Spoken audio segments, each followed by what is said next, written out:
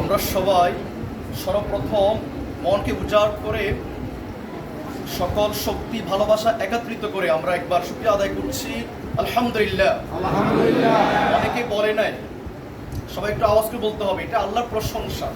দিন শুরু তার প্রশংসা দিয়ে, আমাদের দিন শেষ তার প্রশংসা দিয়ে। সবাই একসাথে বলে একটা আওয়াজ করে আলহামদুলিল্লাহ। আমাদের নবী যার আগমনে অন্ধকার দূর হয়েছে, আলো উদ্ভাসিত হয়েছে, যার কারণে আজকে আমরা উজ্জ্বল পেয়েছি, এই জ্ঞান পেয়েছি, প্রতিষ্ঠান পেয়েছি।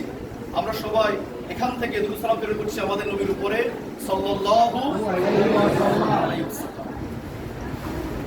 2024-25 19 লাখ, প্রায় 20 লাখের কাছে তোমার পরীক্ষার্থী ছিল, কিন্তু তোমাদের 20 লাখ, তার মধ্যে থেকে তোমার পাস করছে কত কেউ জানো কি না? পাস করছে কত লাখ?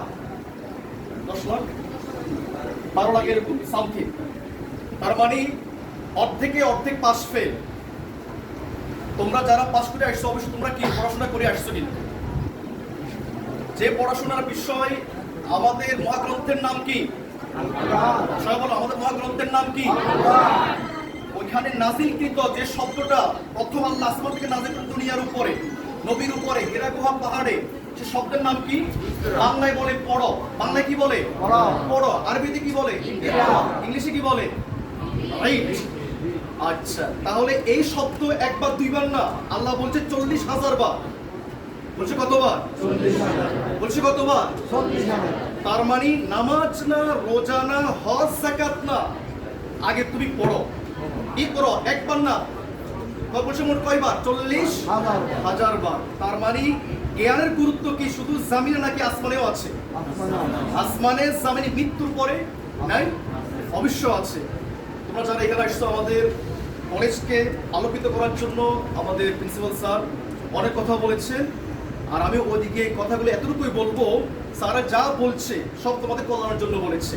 যারা কল্যাণ হিসাবে কথাগুলো গ্রহণ করেছো বা শুনছো, একদম হন্যি হয়ে তুমি সফলতা অর্জন করতে পারবা। আর যারা সফল হতে চাও, তারা অবশ্যই সূরা মুমিনুনের 18 নম্বর পারা একদম প্রথম পৃষ্ঠা 10টা আয়াত সবাই আজকে পালে বাসায় পড়ে ফেলবা। যারা সফল হতে চাও, সফল মানে শুধুমাত্র তোমার টাকা পয়সা, সৌন্দর্য, পোশাক, হ্যাঁ, অট্টালিকা, এটা সফলতা নয়। তোমার মূল সফলতা কোন যায়? তোমার মাথার ভিতরে, তোমার মনের ভিতরে। যার মন জাগ্রত, যার জ্ঞান ঝকঝক করে আলোকিত, সে তোমার সফল। তোমার সবাই পড়ে নিবে সূরা মুমিনুনের প্রথম 10টা আয়াত। আর বাবা হিসেবে যারা এখানে আসছে, গার্জিয়ান হিসেবে, ছেলে তোমাদের গার্জিয়ান যারা সামনে আসছে, আমি ওদেরকে বলবো সূরা লোকমানের 12 নম্বর আয়াত থেকে নিয়ে 18 নম্বর আয়াত পর্যন্ত বাবা হিসেবে লোকমান কিভাবে তার সন্তান উপদেশ দিয়েছিলেন। 10টা উপদেশ। কয়টা উপদেশ? 10টা। পারলে আপনারা সবাই সূরা লোকমানের আয়াত সে উপদেশগুলো পড়ে নেবেন। আপনার ছেলে মেয়ে যেন কোথাও বিনা প্রয়োজনে সময় যেন পাস না করে। হায়াতটা খুব কম, আমাদের অনেক কাজ করতে হবে, আমাদের হায়াতটা অনেক কম, অলীলা, আমাদের অনেক কাজ, কিন্তু এই কাজগুলোকে আঞ্জাম সবাই দেওয়ার জন্য এগিয়ে আসো। তবে তারা তো অবশ্যই পড়াশোনা লাগবে, পড়াশোনা ছাড়া কেউ তোমার সফলতা হতে পারে নাই। তাহলে পড়াশোনা করার জন্য এটা কি আমার নির্দেশ নাকি আল্লাহর নির্দেশ? কার নির্দেশ? ইকরা বিসমি রাব্বিকাল্লাযী খলাক। তাহলে তোমরা এই শব্দের দিকে এগিয়ে আসো। আর আমাদের নবী মুহাম্মদ সাল্লাল্লাহু, তিনি বলেন, আমি তোমাদের জন্য ঘর, বাড়ি, সম্পদ, টাকা কিছু রাখি যাচ্ছি না, চাচ্ছি মাত্র দুটা জিনিস রেখে যাচ্ছি। তার মানে জ্ঞান।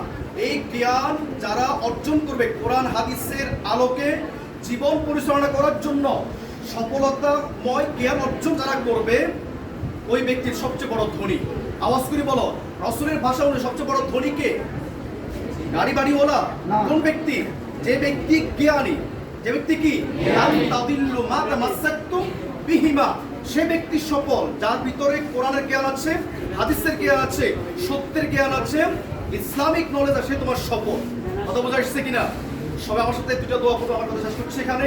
আল্লাহ রাসূল বলেছেন, যারা জ্ঞান বাড়াইতে চাও, তারা একটা দোয়া সবসময় পড়বা। সে দোয়া হলো, রাসূল পড়েছেন, রাসূলের স্বাস্থ্যের মাথার হাত থেকে বলেছিলেন, আল্লাহুম্মা ফাক্কিহু ফিদ্দীন। সবাই একটু আমার সাথে পড়ো, আল্লাহুম্মা ফাক্কিহু ফিদ্দীন।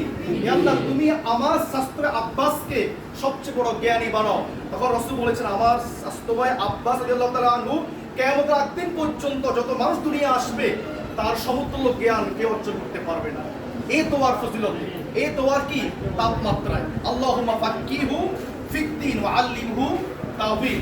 লাস্ট একটা দোয়া, আল্লাহুম্মা সবর আল্লাহুম্মা ইন্নী আসআলুকা ইলমান নাফিআন ওয়া রিজকান তাইয়্যিবান। আল্লাহ তুমি আমাদের সবাইকে কল্যাণময় জ্ঞান দান করো, কল্যাণময় রিজিক দান করো, কল্যাণময় জীবন দান করো, সফলময় জীবন দান করো। আল্লাহ তুমি আমাদের সবাইকে এই কালে শুধু সফল নয়, মূল সফল পরকালে যেন সবাই অর্জন করতে পারি, সে আমরা যেন করতে পারি। আল্লাহ সবাই সে তৌফিক দেয়, সে জ্ঞান দেয়। সবাই আমিন। আসসালামু আলাইকুম ওয়া রাহমাতুল্লাহি ওয়া বারাকাতুহু।